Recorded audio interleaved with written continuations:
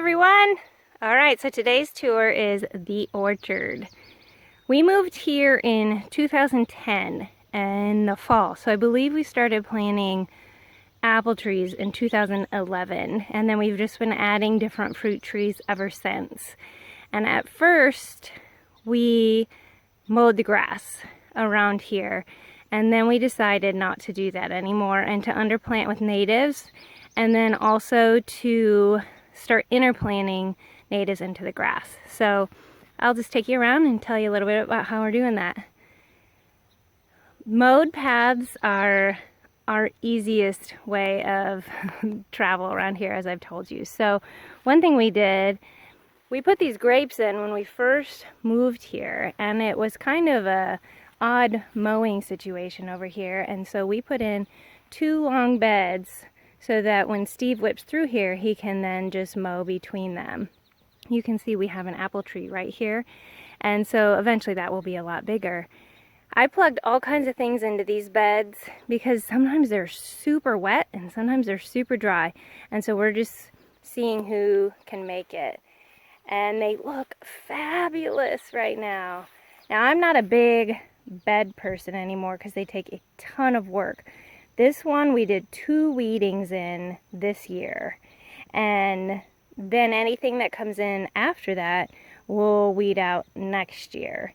And that's only because we put in probably hundreds of native plants in here, and these we thought, well, let's just keep these to the native plants and then we will do our other experiments in what I'll show you next. So we've got mountain mint and purple coneflower, beard tongue, anise hyssop, coreopsis, catchfly, fleabane that came in on her own but is of course the native and is great for insects. Cardinal flower, so this is why it's an interesting bed. We have catchfly and cardinal flower growing in the same bed. Lots of cool taconid flies, not for their hosts but for us to look at. This plant came from a friend, camphor weed, and is not yet in bloom. The Queen Anne's lace is not native, it came in on her own. The thimbleweed is going to seed. Evening primrose came in on her own. And you can see that the carpenter bees and silver spotted skippers, they like hanging out in here. Here's a pokeweed that a bird planted, and we adore pokeweed, so that one we're super thrilled came in. And then we get to the grapes. So then you can see the mowed path, so you can see how this works easy for Steve. Now we've had some grape disease issues, so we don't really do much with them. He's done a lot of pruning in the past, and this year he said, no pruning, let's see what happens with the disease. And so far things are looking better. We may put a top on this so that the vines can climb, and that would help with air and whatnot. Alright, so we'll just keep going this way since I'm already heading this way. This is on the north side of the barn, so our water catchment system is right there for the nursery watering, and we have in here different nettles, goldenrods, cup plant, bergamot. This is one of the first areas that we planted that we're coming to. That's gray-headed coneflower, because when we moved in here we did a lot of moving of the earth around this barn because there was just trash piles everywhere, and we had to, Steve jacked up this building so it wouldn't collapse, and so we did a lot of work in here, and we disturbed a lot of actual ground nesting bees at the same time, so that's when we learned about that and kind of changed how we operate around here. We did this by seed, so frost seeding, and so that means, I think my parents were here at the time and we were picking up trash, and we had seed from Cardno in Indiana, and we threw it down before a good frost and snow, and then it stratifies all on the seed's own, and then we just wait. And so we've had a huge change in here, as you might imagine. It was a first flush of black-eyed Susans, which are real strong at the beginning, and then gray-headed coneflower, and of course the goldenrods have moved in, as they usually do and as they should do. And we have bergamot in there now, and the cut plants are spreading a lot, and ironweed, Culver's root, purple giant hyssop. Way in there is our frog pond we made, and I will, if we have a video on that, I will link to it, but I'm not sure if we do. But it was pretty cool. If we don't have one, I'll put a link to the blog. How quick the frogs came in. Queen of the Prairie. The shrubs in here I've talked about before. Dogwoods, buttonbush, willows. Right here, back to the orchard, are some chokeberries we recently put in.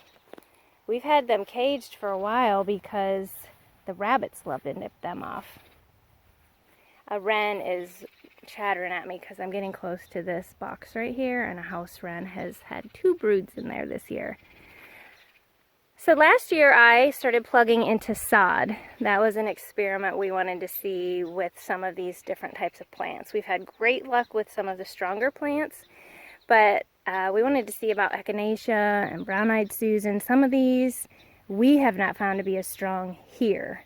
Of course, I didn't plug in the Queen Anne's lace. That one just comes in. But we have different, like showy goldenrod, rosin weed. That's that yellow flower. Here's a new pear, sorry. This is Dana Hovey. We get a lot of our stuff from Fedco. And so this first section with the bat box is, I guess, a little bit further east of me, so I'm facing east right now. It's the first orchard section. This would be the second, and then I'm coming around to the third, and you'll see the difference in the vegetation. So more plants I've plugged in. This is tall coreopsis, doing great, putting on some flower buds. Bone set. This gets pretty wet in here, so sedges have come in on their own. We call this the sedge meadow, so we've put in a lot of plants that also like some moisture. Here's a big elderberry that I put in. Now this, I say big, and that makes me laugh because we have elderberry by the road, which I actually took a cutting from for this one, just to experiment. The elderberry by the road are incredible. They are just dripping with fruit. Not ready yet, but soon. Obedient plant. Goldenrods.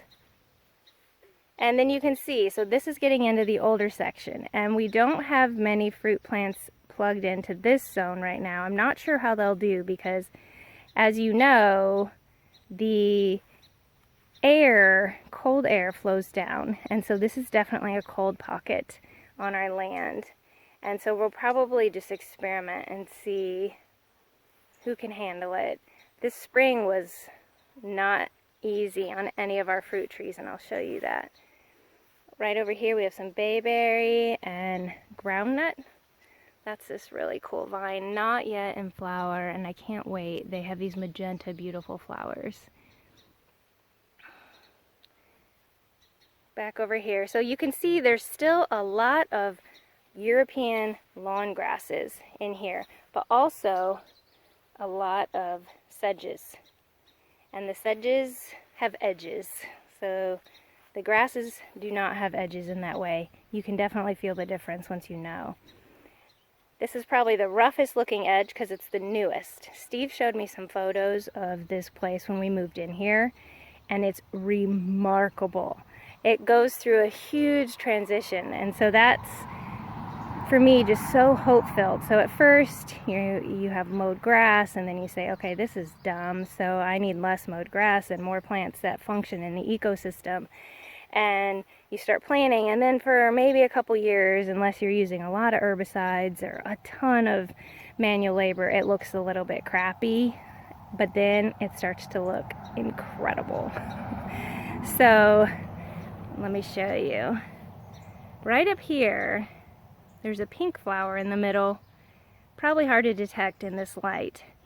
But in that original orchard section, we tucked in a bunch of natives, including showy tick trefoil, sawtooth sunflower, rattlesnake master. We're going to see a lot of, they're doing wonderful. And now they are the seed source for these other areas. So that trefoil has moved into this new zone all on our own.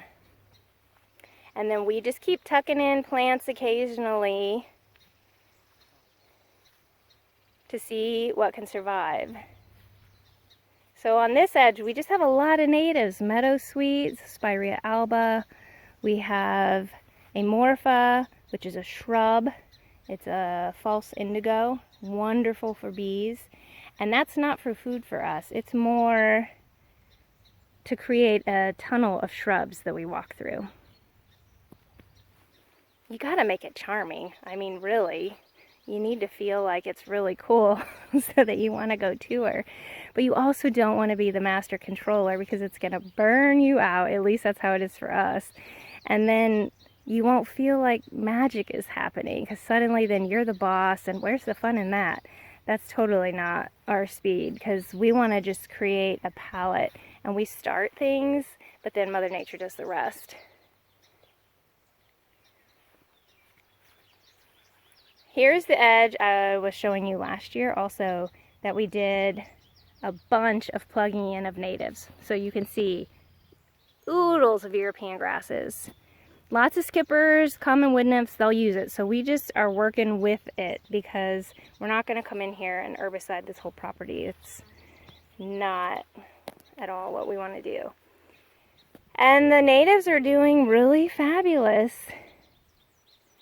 I'm impressed. So we have false sunflower in here and Illinois bundleflower, Joe Pies, more bergamot, beard tongue, already all seeded mostly, purple cone flower. I even stuck in as an experiment big blue stem. That's what this grass is. So far so good.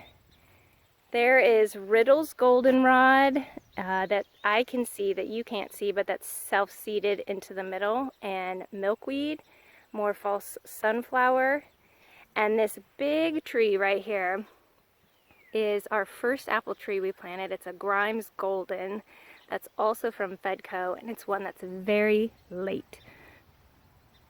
This one has some apples, which we are so joyful for.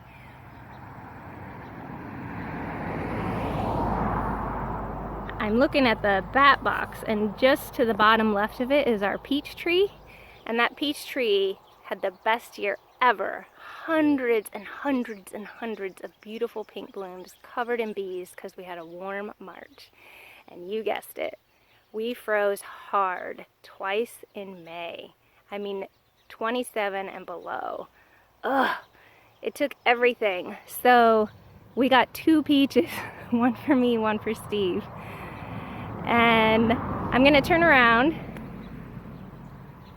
Right here are a bunch of American plums that we put in, hundreds of blooms, and I think we got 10 fruits and the birds ate them immediately. So we're definitely hopeful for better fruit crops in the future. We're just really grateful that we're not reliant on that fruit, that we have the privilege of other food sources, or else we'd be screwed.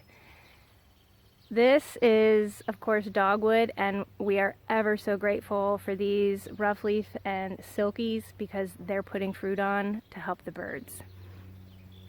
Okay, let me look back here. So remember, this is only about a 2 or 3 year old section, and what we're coming up to is more like 6, 7 on this section.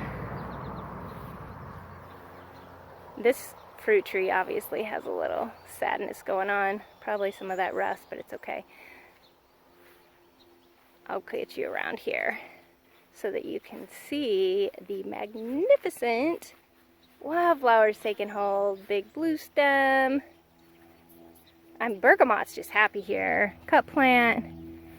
Tons of rattlesnake master back in there. And the sawtooth sunflowers are nowhere near flowering, but they'll come on. Rattlesnake master, I don't know if you know it. If you do, it's way hardier than I think either of us knew it was going to be. It is definitely doing fine with a lot of these native but very strong goldenrods. Okay, the final view for you is just on the opposite side of the orchard because it's so beautiful. This is our roadside. And right now, the roadside is in gray-headed coneflower splendor and bergamot splendor. Magnificent. I need more adjectives, huh? So it doesn't get boring. There are just so many insects flying around in here.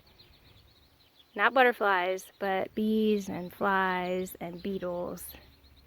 So there you go, y'all. That's the orchard, year 2020. And with what I saw this morning with those pictures from Steve, I know in 10 years, this orchard is going to look nothing like this. The trees are going to be huge. It's going to be way better than I ever dreamed.